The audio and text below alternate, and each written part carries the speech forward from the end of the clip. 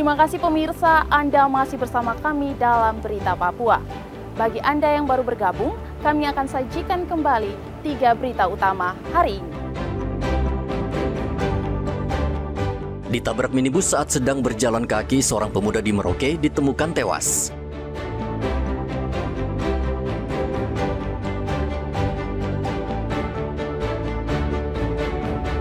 Dua anggota KKB diringkus Satgas Ops Damai Kartens, Dina Bire dan Yahukimo, salah satunya tewas.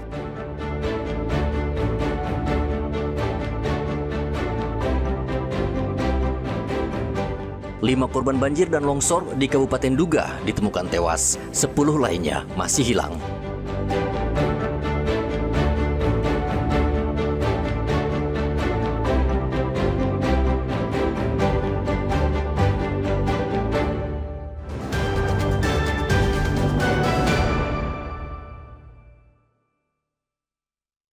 Persilakan untuk menyesuaikan tempat berada di depan. Dinas Pariwisata, Kebudayaan, Pemuda dan Olahraga Mimika menggelar Festival Budaya Amukme Kamoro bernuansa Nusantara.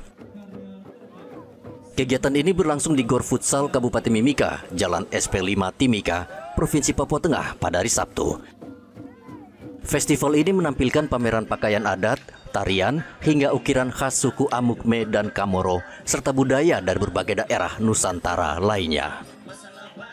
Mimika merupakan daerah yang heterogen yang dihuni beragam suku, bahasa, budaya, dan agama. Sehingga festival ini digelar untuk memperkuat pemahaman budaya lokal dan melestarikan kekayaan budaya Nusantara, khususnya budaya Amukme Kamoro. Festival Budaya Amukme dan Kamoro berwawasan Nusantara. Jadi rumah ini rumah Amukme dan Kamoro, dan kita semua yang datang di sini mari kita jaga rumah ini dengan baik. Kita buat masyarakat yang ada di dalam ini semua hidup dengan tenang.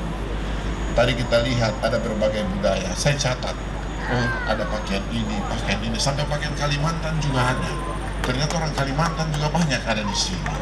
Tadi saya lihat ada pakaian Aceh juga ada. Ternyata orang Aceh banyak di sini.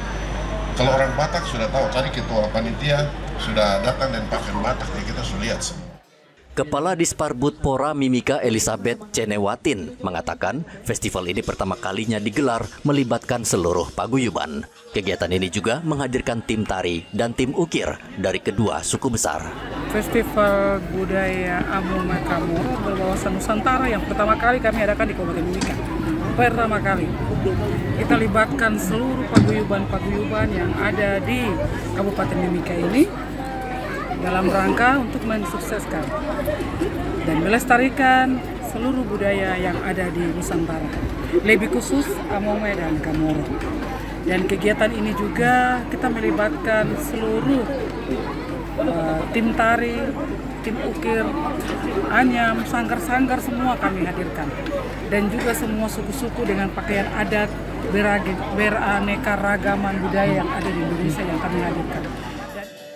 Kegiatan yang digagas pemerintah daerah ini berlangsung meriah. Pemerintah berharap budaya Amukme Kamoro tetap lestari dan terus dijaga di Kabupaten Mimika.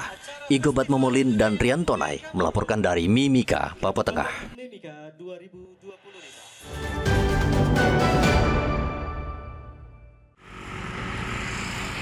Polres Merauke, Papua Selatan meningkatkan kewaspadaan karena ancaman bencana alam dan banjirop akibat tingginya intensitas hujan akhir-akhir ini.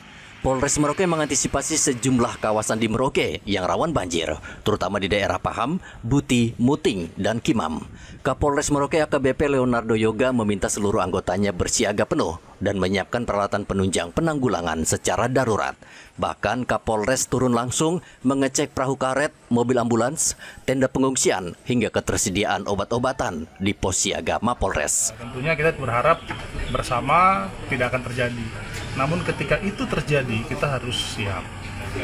Beberapa titik yang dipetakan dapat terjadi banjirop ya, tipikalnya kalau di Merauke ini ya, seperti di Payung, ya, di Buti, di daerah-daerah Muting begitu ya, dan daerah-daerah lain ya, yang mana kita harus siap. Dan ini kita apel memang saat ini internal, tapi kemarin pun kita sudah melaksanakan Vikon juga di Dinas Pekerjaan Umum, ya, dan kami siap untuk bersinergi dengan seluruh stakeholder, dengan semua dinas dan fungsi terkait untuk kita bisa bersama-sama menangani atau melaksanakan tanggap darurat mempersiapkan terjadinya bencana. Saat ini Satpol Air Polres Merauke menyiagakan lebih dari 150 personel di sejumlah titik rawan untuk memastikan keselamatan warga jika terjadi bencana. Curah hujan yang tinggi saat ini berpotensi menyebabkan sejumlah kawasan di Merauke kebanjiran. Penyebabnya antara lain drainase yang buruk, serta ulah manusia yang kerap membuang sampah sembarangan di sungai dan kali. Muhammad Ridwan dan Rian Tonai melaporkan dari Merauke, Papua Selatan.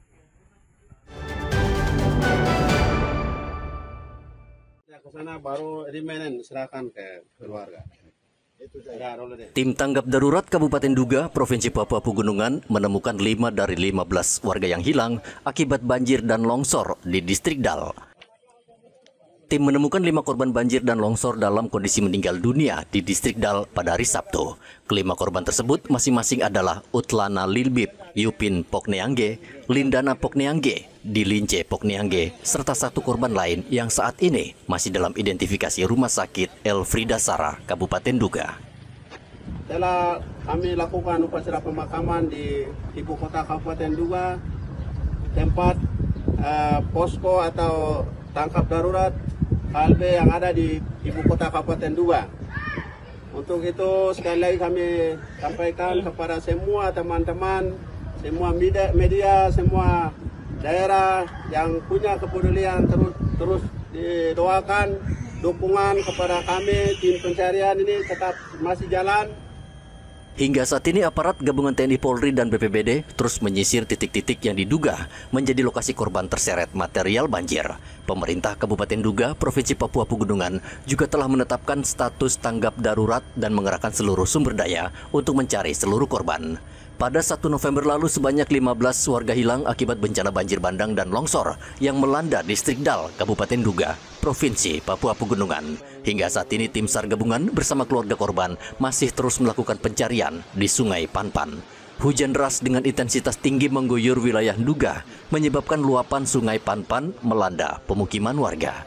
Rian Tonai melaporkan dari Duga, Papua Pegunungan. Pemirsa, informasi tadi sekaligus mengakhiri jumpa kita dalam Berita Papua. Saya Graciela Taime mewakili seluruh kru kerabat kerja yang bertugas menyampaikan terima kasih. Selamat beraktivitas. Sampai jumpa. Wanyambe.